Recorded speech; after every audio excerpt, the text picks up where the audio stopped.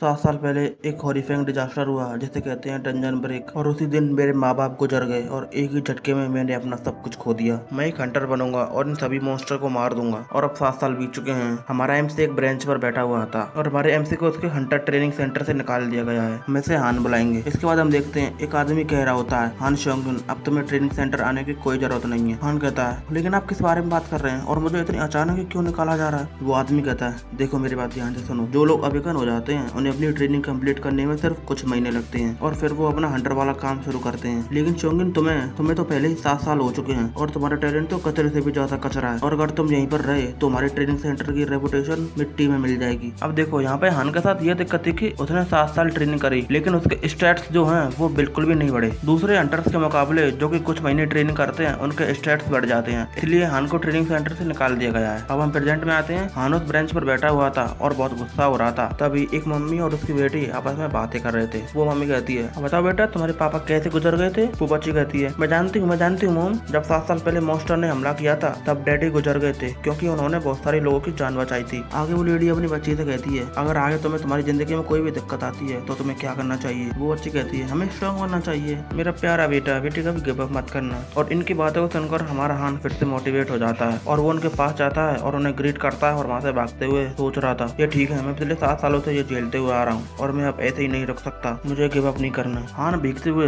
उसी आदमी के पास फिर से जाता है और कहता है, प्लीज मुझे एक और मौका दीजिए। लेकिन अब की बार ये आदमी गुस्सा हो चुका था। ये आदमी गाली देते हुए कहता है, तुम कमीने, तुम यहाँ से चले क्यों नहीं जाते? क्या तुम अपनी मेंबर से फीस को रिफंड करवाने के लिए आए हो? हान उसे समझाने की कोशिश करता है कि नहीं, ये पैसों के बारे में नहीं है। लेकिन वो आदमी अब गुस्सा हो चुका था। वो हान को एक चोर का चपाट लगाता है और हान पीछे कचरे में जाके गिरता है। और अब हान यहाँ पे सोच रहा था, अगर मेरे पास भी कोई यूनिक ट्रेट होता, नहीं मेरे पास बस थोड़ा सा टैलेंट भी होता। तभी सिस्टम अपीयर होता है और सिस्टम कहता है, टावर ऑफ ट्रायल्स हमारी आयरन बिल को रेस कर रहे हैं। हान इसकी वजह से शॉक हो चुका था, लेकिन जिस पानी के ऊपर वो पड़ा हुआ था वो उसी पानी में घुसा चला जाता है और पीछे रह जाती है तो उसकी एक टोपी। बस हम देखते हैं हान को जो कि पानी के अंदर घुसा जा रहा था। तभी सिस्टम पर फिर से मैसेज आता है कि टावर ऑफ ट्रायल्स ने सुटेबल कैंडिडेट्स को पृथ्वी पर से सेलेक्ट किया है। इसका मतलब कि हान ही नहीं था जिसको सिलेक्ट किया गया था, मतलब कि बहुत सारे लोग हैं जिनको सिलेक्ट किया गया था। सिस्टम फिर से कहता है, प्लीज अपनी डिफिकल्टी सेलेक्ट कीजिए और तुम्हारी डिफिकल्टी के तौर पर ही तुम्हें रिवॉर्ड मिलेगा। डिफिकल्टी जितनी ज्यादा हाई होगी तुम्हें रिवॉर्ड भी उतना ही अच्छा मिलेगा। हान कहता है, मुझे नहीं पता आखिर ये हो क्या रहा है, लेकिन मेरी इंस्टिंक्ट मुझे कह रही है कि मुझे इस चांस को छोड़ना नहीं चाहिए। और वो डिफिकल्टी चूज कर लेता है, लेकिन अभी हमें इसके बारे में नहीं बताया जाता। सिस्टम फिर कहता है कि तुम टावर ऑफ ट्रायल के फर्स्ट फ्लोर में एंटर करने वाले हो, प्लीज खुद को इसके लिए प्रिपेयर कर लें। इसके बाद हम देखते हैं हान एक डेजर्ट में आ चुका था और सिस्टम उसे एक वेपन प्रोवाइड करता है जो कि एक स्वॉर्ड थी। सिस्टम कहता है, और तुम्हारा सब्जेक्ट है कि तुम्हें यहाँ पर सर्वाइव करना है और तुम्हारा रिवॉर्ड है कि तुम्हें एक यूनिक ट्रेट मिलेगा। और यूनिक ट्रेट के नाम से हमारा हान खुश हो जाता है और कहता है, मैंने 7 साल तक वर्क हार्ड किया लेकिन मुझे कुछ भी यूनिक ट्रेट नहीं मिला और यहाँ पर मुझे यूनिक ट्रेट सिर्फ एक रिवॉर्ड के तौर पर मिल रहा है, ये तो कमाल की बात है। इसके बाद हान उस स्वॉर्ड को उठाने के लिए जा रहा था लेकिन तभी जमीन से निकलता है गोलम और सिस्टम पर भी आ गया था कि ट्यूटोरियल स्टार्ट हो चुका है। और अब हमें पता चलता है कि हान ने सबसे खतरनाक डिफिकल्टी, हार्ड डिफिकल्टी चूज करी है और हमारे हान को यहाँ पे सैंड गोलम के अगेंस्ट में 10 मिनट तक सर्वाइव करना था और अगर तुम फेल हुए तो तुम्हारी पेनल्टी है डेथ। हान उस गोलम से डर गया था और उसे बचकर भाग रहा था। इसके बाद हान कहता है, क्या मैं सच में ऐसे ही भागता रहूं तो इससे बच पाऊंगा?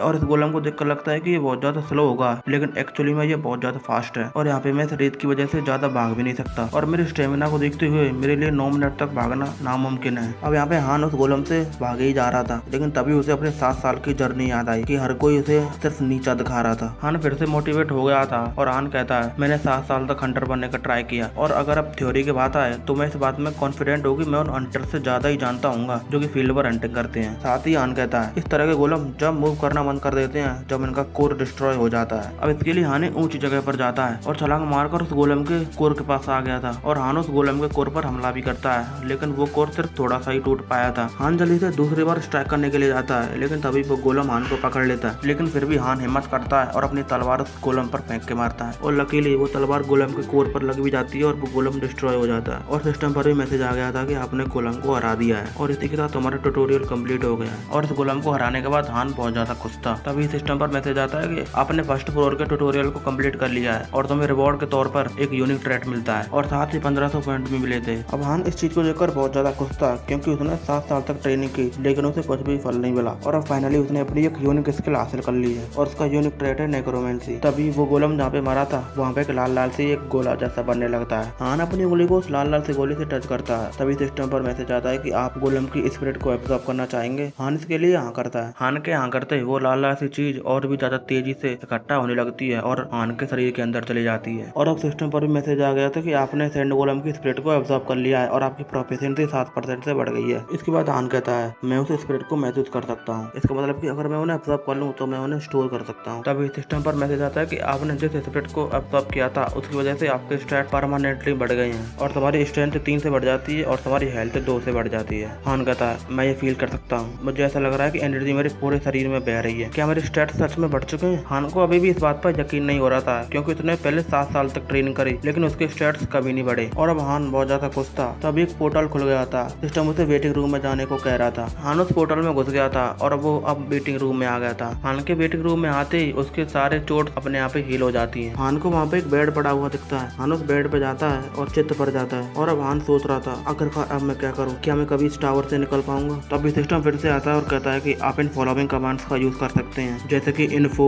स्टोर, कम्युनिटी, इन्वेंट्री और ट्रायल, और आपको इनका यूज करने के लिए सिर्फ इनका नाम बोलना है। इसके बाद हान डायरेक्ट बोलता है ट्रायल, लेकिन वो अभी ओपन नहीं होता क्योंकि अभी सेकंड फ्लोर के ट्रायल को चालू होने के लिए 23 घंटे और 21 मिनट है। इसके बाद हान कहता है कम्युनिटी और हम देखते हैं हान के सामने एक चैट जैसी चीज खुल गई थी जहाँ पे बहुत सारे लोग बात कर रहे थे। इसके बाद हान कहता है इनकी बातों को सुनकर लगता है कि ये भी अभी कंफ्यूज है, इन्हें भी अभी कुछ नहीं पता। तभी वहाँ पे एडमिन एंटर करता है। तो मैं एडमिन का मतलब तो जानते ही होंगे, मतलब कि जितने इस कम्युनिटी को बनाया है। एडमिन कहता है जिन लोगों ने फर्स्ट फ्लोर के ट्रायल को कंप्लीट कर लिया है उनके लिए हमारे पास इन्फॉर्मेशन है। इन्फॉर्मेशन का नाम सुनते ही हान भी सतर्क हो गया था सुनने के लिए। इसके बाद एडमिन कहता है कि जो भी पॉइंट्स तुम्हें फर्स्ट फ्लोर का ट्यूटोरियल कंप्लीट करने पर मिले हैं वो यहाँ पे टावर ऑफ ट्रायल में पैसे की तरह यूज होंगे और इस टावर ऑफ ट्रायल में तुम बिना पॉइंट्स के एक बूंद पानी भी नहीं ले सकते और पॉइंट्स सिर्फ ट्यूटोरियल कंप्लीट करने से ही मिलते हैं। हान कहता है तो इसका मतलब कि हम बिना पॉइंट्स के एक बूंद पानी भी नहीं ले सकते। इसका मतलब कि हमें ना चाहते हुए भी पॉइंट्स को अर्न करने के लिए ट्यूटोरियल्स को कंप्लीट करना होगा। इसके बाद एडमिन कहता है कि बस यही था जो कि हम आपको बताना चाहते थे और ये कहते ही एडमिन वहाँ से एग्जिट हो जाता है। इसके बाद हान सोच रहा था कि मैं स्वॉर्ड के साथ अकेला कुछ भी नहीं कर सकता। इसके बाद हान स्टोर में जाता है और एक शील्ड भी बाय कर लेता है और वहीं पे ट्रेनिंग करने लगता है। और हान अब थक कर गिर गया था लेकिन तभी उसकी बॉडी अपने आप ही हील हो जाती है और उसकी सारी थकावट चली जाती है। हान भी इस चीज को देखकर काफी ज्यादा खुश था। इसके बाद हान अपनी इन्वेंट्री को देखता है और कहता है कि शॉपिंग करने के बाद अब सिर्फ मेरे पास 40 पॉइंट बचे हैं, बल्कि हान के पास पहले 1500 पॉइंट थे। और हाँ आपको बता दूं कि हान को रिवॉर्ड के तौर पर 1000 पॉइंट्स मिले थे और बाकी के 500 पॉइंट्स उसको एडिशनल रिवॉर्ड के तौर पर दिया गया था। और अब सेकंड फ्लोर का ट्रायल स्टार्ट होने में सिर्फ 17 मिनट 17 सेकंड रह गए थे। हान कहता है क्या मैं फिर से सर्वाइव कर पाऊंगा? नहीं, मुझे सर्वाइव करना ही होगा। और अब सेकंड फ्लोर का ट्रायल स्टार्ट हो गया था। हान उसमें एंटर भी कर गया था। अब हान देखता है कि वो एक फॉरेस्ट में था और सिस्टम उसे कहता है कि इस टावर ऑफ ट्रायल का सब्जेक्ट है कि आपको असैसिनेशन करना है। दिए गए समय पर आपको ऑर्क लीडर का असैसिनेशन करना है। हान एक ऊंची पहाड़ी पर खड़ा था और सारी ऑर्क ट्राइब को देख रहा था। और इसी के साथ हम इस वीडियो को यहीं पर खत्म करेंगे। अगर आपको हमारी वीडियो पसंद आती है तो हमारे वीडियो को लाइक करें और चैनल को सब्सक्राइब करें। तो मिलते हैं कल इसी टाइम पर एक और वीडियो में।